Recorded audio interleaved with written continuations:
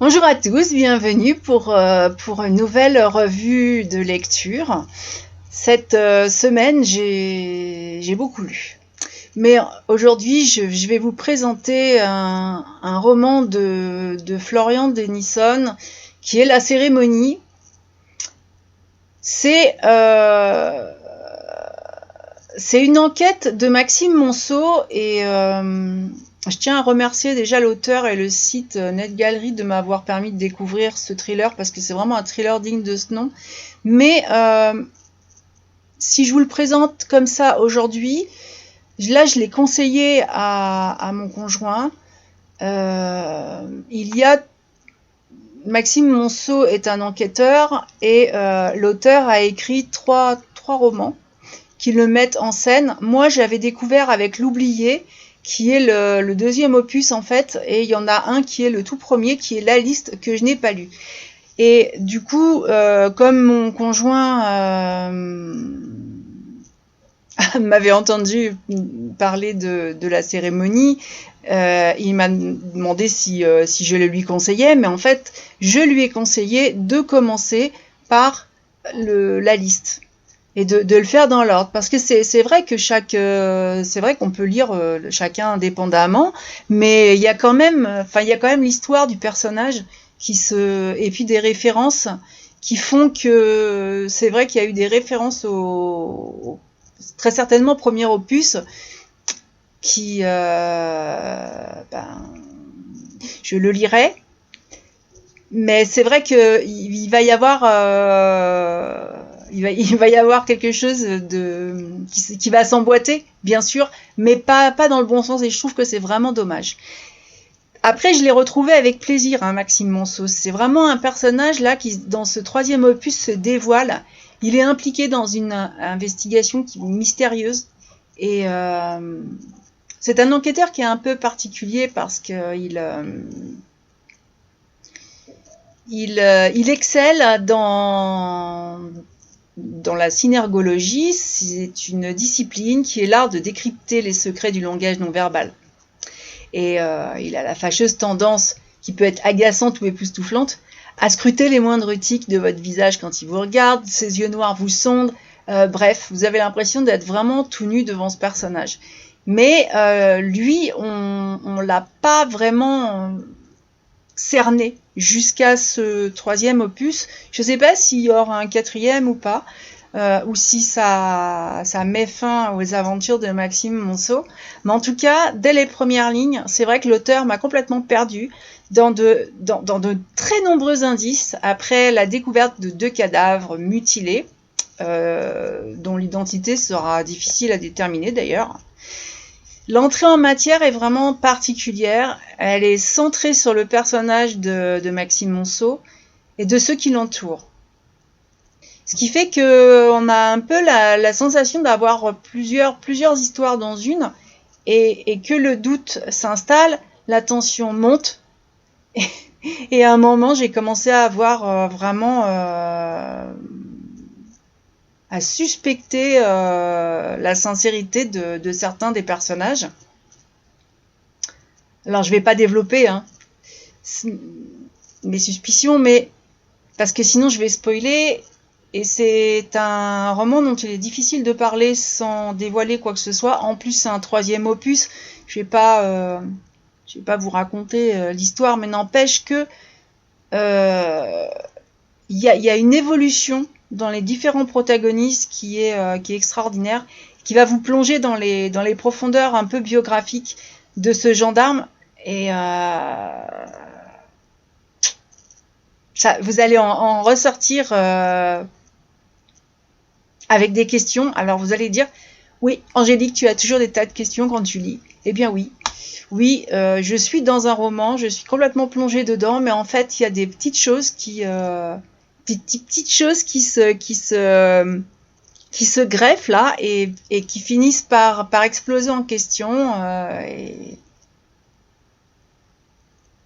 et je trouve intéressant de justement dans la lecture de pouvoir avoir ce cheminement, de pouvoir se dire tiens, et pourquoi pas. Et puis ce qui est intéressant dans les thrillers, c'est qu'on peut mener l'enquête.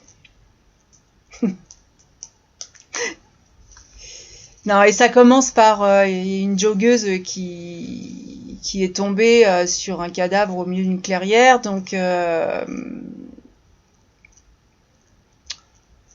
même si la scène est gelée par la brigade concernée,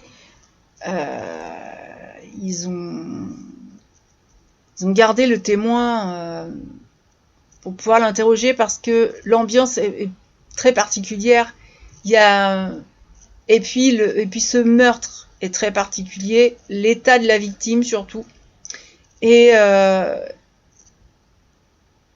y a les angoisses qui sont liées au meurtre. Il y a des échanges qui sont bon enfant entre les protagonistes. C'est pas mal. Et il y a un jeu de séduction à l'Institut médico-légal. C'est... Ouais, non, mais n'insistez pas, je ne dirai rien. Le style vous offre une lecture qui est vraiment passionnante et qui rend difficile de fermer ce bouquin avant le point final. C'est quand c'est un film, j'appelle ça un très bon film parce qu'il y a tout dedans. Voilà, il y a les sentiments, il y a le côté vraiment enquête et puis il y a ce qu'on peut découvrir sur un des personnages en particulier. Et là, c'est le cas. Voilà. Et le suspense est bien maintenu en plus. Les personnages, ils ont tous une particularité. Il y a des rebondissements, il y a beaucoup de faux espoirs, il y a même ce que moi je considère comme une trahison, donc tous les ingrédients qui sont réunis dans ce thriller, dont la lecture m'a permis de renouer avec un challenge personnel en fait, celui de découvrir le coupable en menant, qu'est-ce que je disais, ma propre enquête. J'avais laissé les thrillers de côté pour d'autres genres et moi j'aime bien tout ce qui est polar, tout ce qui est enquête, et c'est vrai que j'ai décidé d'y revenir, et j'y suis revenue avec ce bouquin-là, et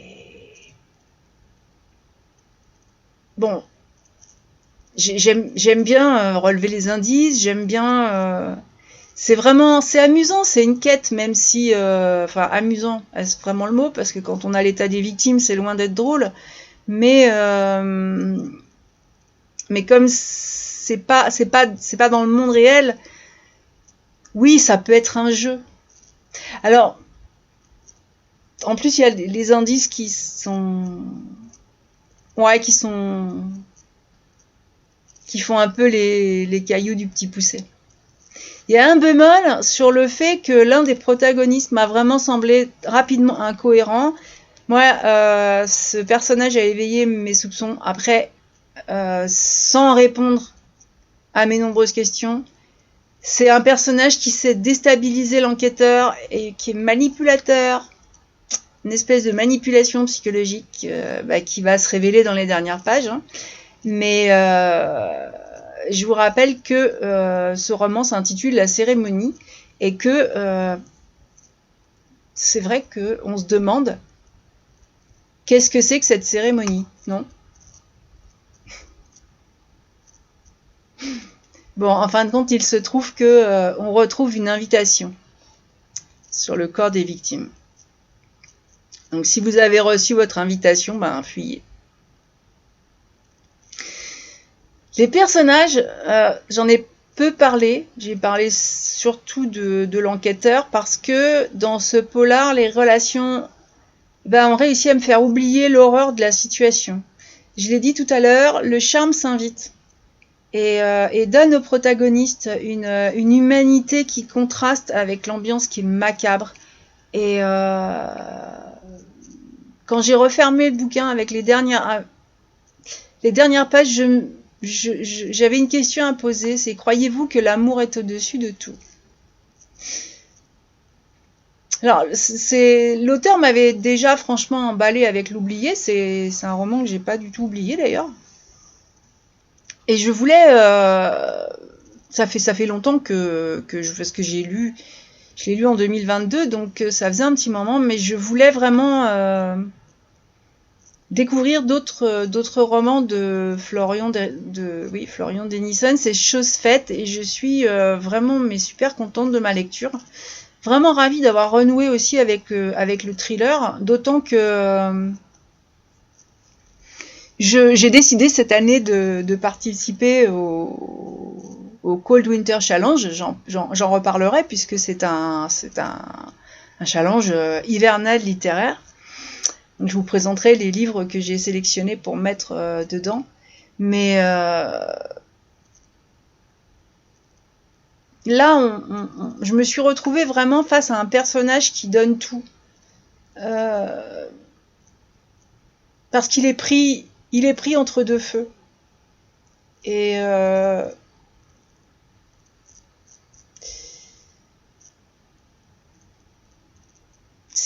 c'est intéressant ce troisième opus qui plonge un peu plus profondément dans la vie de cet enquêteur. Et enfin, vous allez voir que tout n'est pas évident. C'est un roman qui est paru le 13 octobre 2023, qui est en français et qui fait 378 pages pour sa version papier. Moi, je lis en numérique, même si c'est pas forcément ce que je préfère, mais ma bibliothèque commence à vraiment crouler. Et du coup, je trouve un intérêt à la lecture numérique. Cet auteur il a publié pas mal de romans. Comme je trouve que c'est aussi une plume à suivre. L'Oublié était sorti en 2021. J'ai envie de... Bon, je vais finir les aventures de Maxime Monceau. Alors, j'aurais commencé par le milieu, ensuite par le dernier. Je vais revenir sur le premier. C'est mon conjoint est en train de le lire et il me dit c'est vraiment génial. Voilà. Mais il y a quand même pas mal de titres qui m'attirent chez cet auteur, je dois le dire. Et c'est vrai que je suis un peu comme lui. La lecture me permet de m'évader. Le monde, il est difficile, surtout pour moi en hiver, parce qu'il fait nuit à 16h, parce qu'il fait froid, parce que je préfère lire au soleil en écoutant le chant des grillons. Mais n'empêche que la lecture permet de passer un moment hors du temps. Et quand on a un auteur comme ça, permet aussi de ressentir des émotions fortes. Et l'auteur nous dit que son souhait le plus cher est de justement nous faire vivre ces choses avec ses écrits. Et ma conclusion est qu'il se débrouille très très bien. En tout cas, moi j'ai beaucoup apprécié et je ne peux que conseiller. Alors c'est vrai que j'ai pas énormément développé mon retour de lecture. Je vous ai expliqué pourquoi. C'est vrai que parler d'un troisième opus, en ayant commencé par le deuxième, mais en n'ayant pas lu le premier, c'est pas forcément... c'est plus difficile pour moi déjà de vous parler de Maxime Monceau. Et puis, ce roman particulier serait très vite spoilé et je veux vraiment pas vous gâcher le plaisir de cette longue aventure. Je vais donc vous souhaiter une très belle semaine et je vous dis à la prochaine!